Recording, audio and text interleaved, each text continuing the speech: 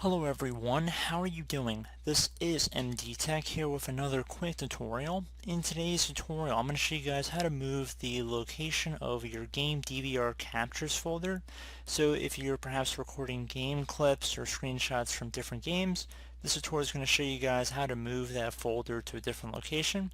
So we're going to jump into it, and we're going to start by opening up the Start menu. Just left click on the Start button one time, type in Settings.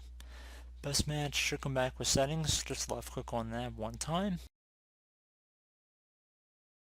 Now you want to go and left click on the gaming tile. So left click on gaming. Now left click on game DVR. And where it says save screenshot and game clips in, you want to left click on open folder. Now inside this folder here, you want to right click, left click on properties.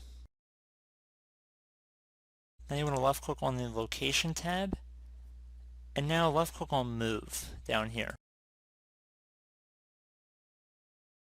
Now you want to navigate over to wherever you want to save these. So let's say you want to make a folder on the desktop perhaps.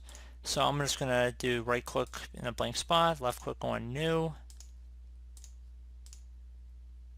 and I'm just going to call it captures. So I'm just going to create a new folder on my desktop here.